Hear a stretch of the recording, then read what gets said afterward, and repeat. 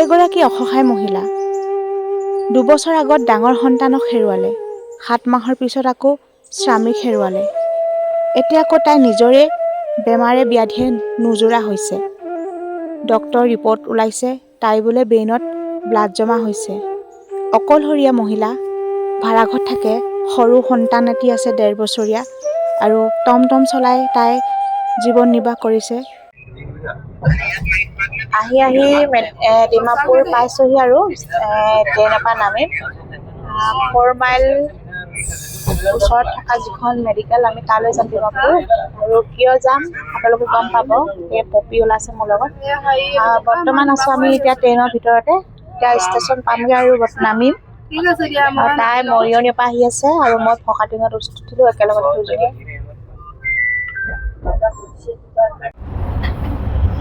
এয়া আমি অলৰেডি পাইছোহি আৰু আমাৰ খ্ৰীষ্টান ইনষ্টিটিউট অফ হেল্থ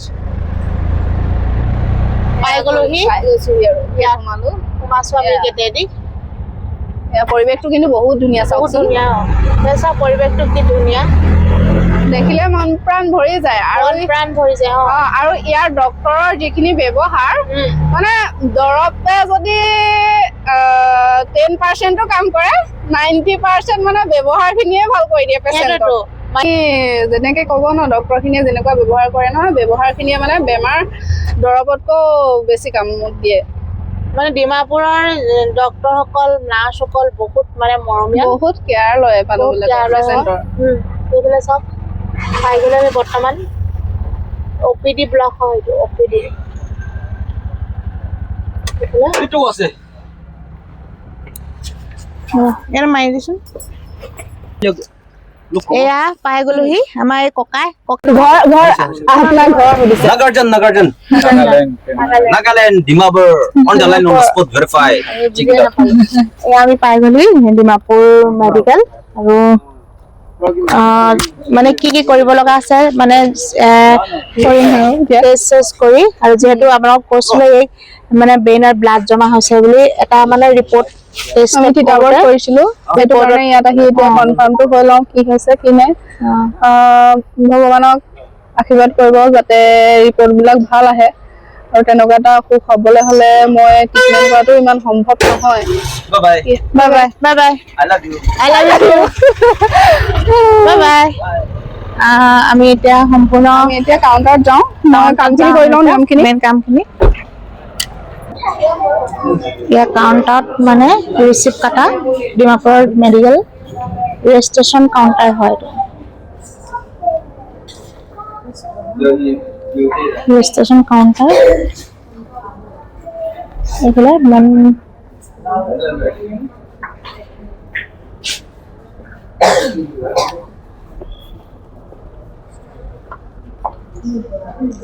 কাউণ্টাৰ হয়, এইটো ৰিচিপ্ট কটা। সেইটো ক'ত দেখাব লাগিব?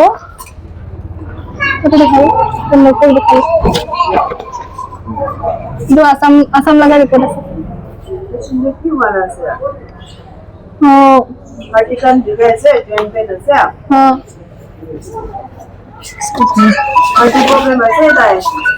হাৰ্টৰ প্ৰব্লেম আছে।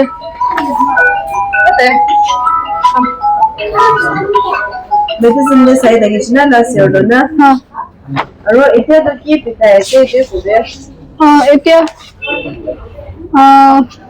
এইবিলাক দেখাবৰ কাৰণে টেষ্ট কৰিবৰ কাৰণে আছে। এইটো ৰিপৰ্ট আসামতে মাথা বিষ चक्कर आया है हाँ चक्कर कमजोरी फील तो मेडिसिन दे अब तो ঠিক আছে নহয়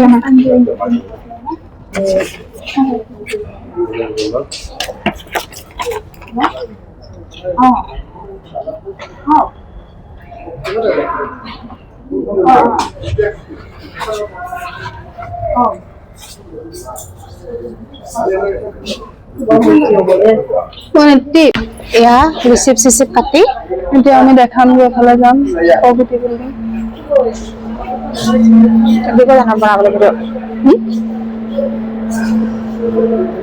এটা মেডিকেল ভিতৰতে এটা ৰিচিপ্ট লৈ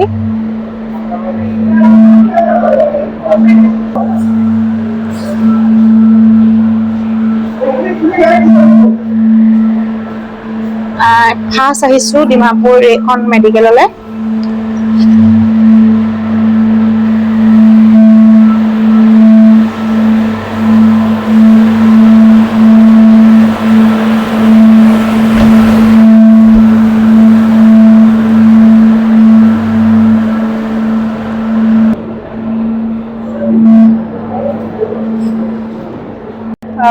মেডিকেলত এতিয়া প্ৰেছাৰ চেক কৰিবৰ কাৰণে ৱেইট কৰি আছোঁ দেই। মেডিকেলৰ ইয়াত ভিতৰত প্ৰেছাৰটো ইয়াতে 1 নম্বৰতে মানে চেক কৰি ল'ব লাগে, তাৰপিছতে ডক্টৰে চায়।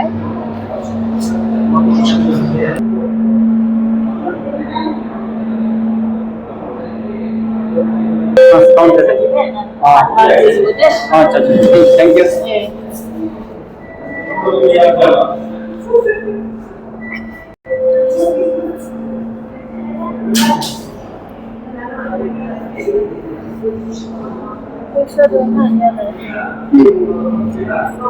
এইটো লাগিব নেকি?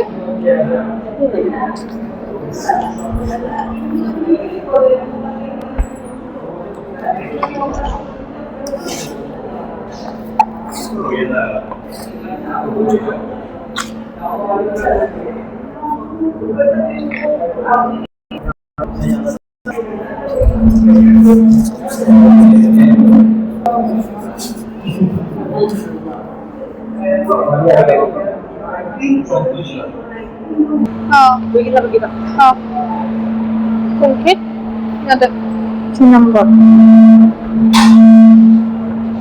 ইয়াত 3 নম্বৰ চেম ডক্টৰক দেখাবলৈ ৰখি থাকিলে আমাৰ লোকচান হ'ব নহয়, হয় নাই?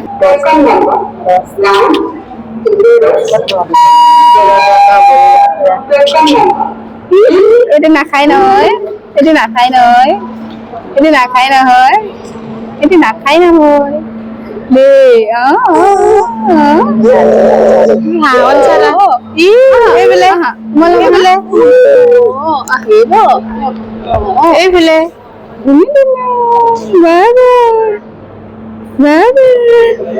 কেঁচুৱা দেখি ৰবই পৰা নাই দেই। এইফালে চোৱা, এইফালে মাইকী মানুহ যে ক'ত ৰ'ব পাৰিম বাৰু? এইফালে এইফালে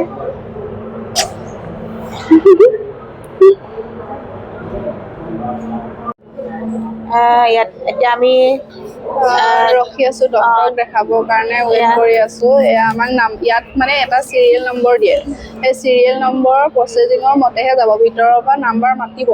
ইয়াত মানে আমাৰ এতিয়া যোৰহাট তিতাবৰৰ গোটেই ধৰক বলৰ বস্তি কোনোবা সোমাই যাব নোৱাৰে, সেইটো কাৰণে বহুত ভাল। সেইটো কাৰণে বহুত ভাল, এটা চিষ্টেমেটিক যায় ইয়াত।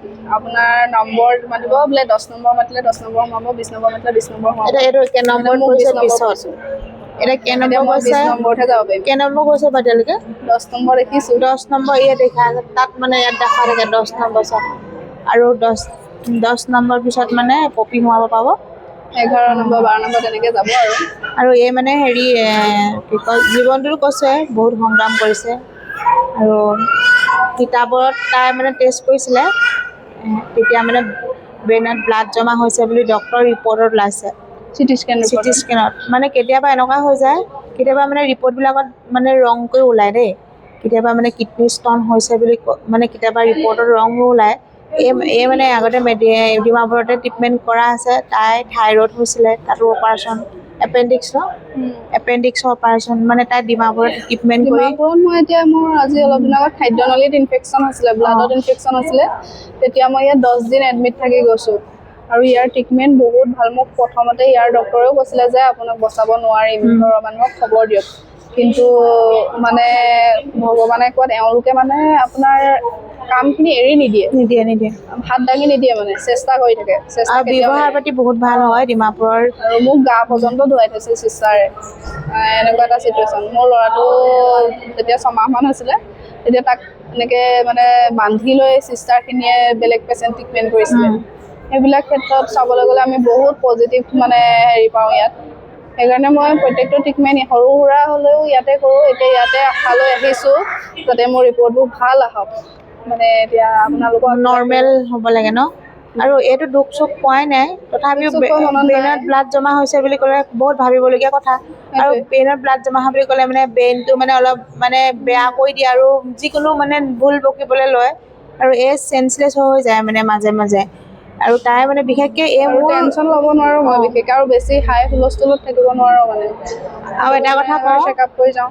ভাবিব এই মই বহুত দিনৰ পৰা চিনাকি বুলি ভাবিব, কিন্তু নহয়। আচলতে বিবেকৰ যেতিয়া আমি যোৰহাট মেডিকেল কলেজত ভৰ্তি হৈছিলোঁ, তাই তেতিয়া বিবেকৰ খবৰ ল'বলৈ গৈছিল।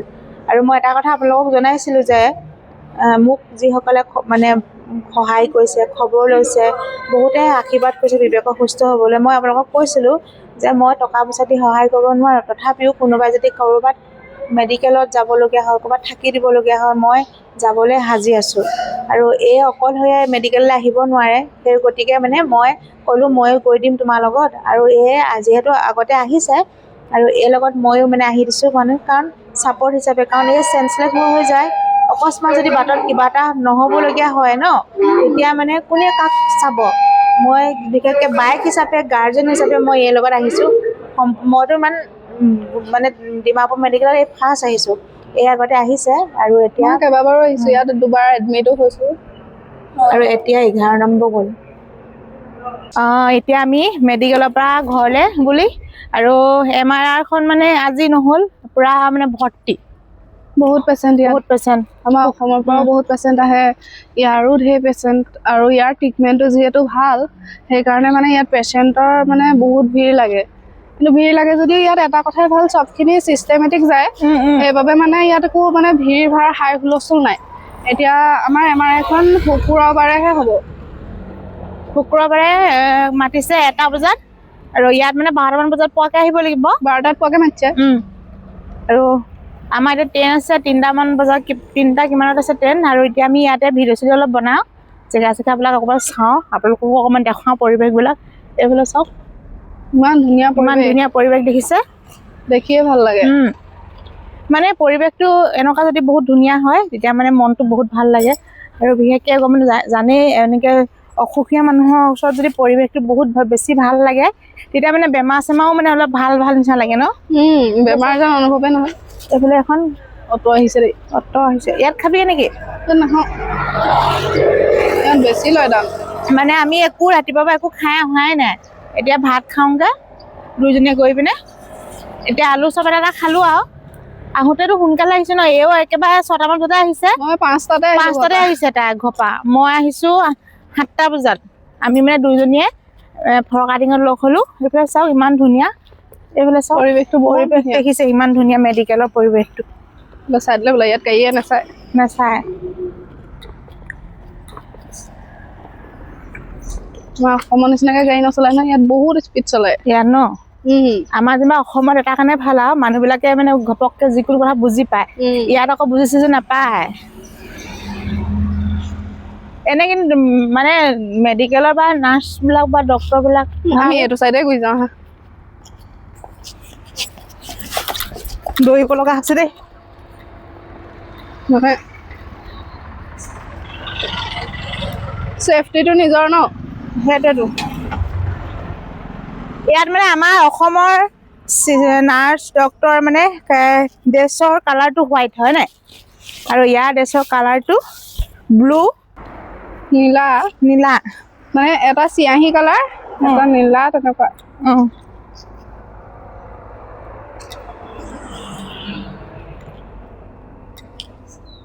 সঁচাকৈ আজিৰ পৰা ডক্টৰজনী কিবা এটা ভাল লাগিলে ন। মানে এতিয়া আপোনালোকক ক'ম দেই, আমি যেতিয়া ডক্টৰৰ ওচৰত সোমাই গৈছোঁ, ফটো কপি মাৰিম দে বুলি কৈছে। ইমান ধুনীয়াকৈ তাই একদম ফটো কপি মাৰিছে, হাঁহি দিছে। আৰু বেলেগ কিছুমানে ডক্টৰে নামাৰিব বুলি, কিয় মাৰে সেনেকৈ কিবা কুৱেশ্যন কৰিব ন। তাই ইমান ধুনীয়াকৈ মানে আমাৰ ফটো কপি মাৰিম বুলি ক'লে একদম মাৰিব দিছে, মানে বহুত ভাল লাগিলে। আৰু সৰু, আৰু বেছি ডাঙৰ নহয়, আমাৰ বয়সৰ হ'ব, বেছি ডাঙৰ নহয়। ইমান মৰমীয়াল পৰিৱেশটো দেখুৱাই দিয়ে, কিমান ধুনীয়া লাগিছে। পৰিৱেশটো চাওক, দেখিলে কিবা এটা মনটো একদম মানে মন প্ৰাণ ভৰি যায়। পৰিৱেশৰ মাজত আমাকো ভাল লাগিছে। মই কিন্তু একেবাৰে জাধলি দেই। নহয় দেই, এই সকলোৱে আশীৰ্বাদ কৰিব দেই। এই মানে সোনকালে সুস্থ হ'ব লাগে। আৰু এই জীৱনত বহুত কাহিনীও আপোনালোকক শুনাম বাৰু, জীৱনৰ কাহিনীটো। এইফালে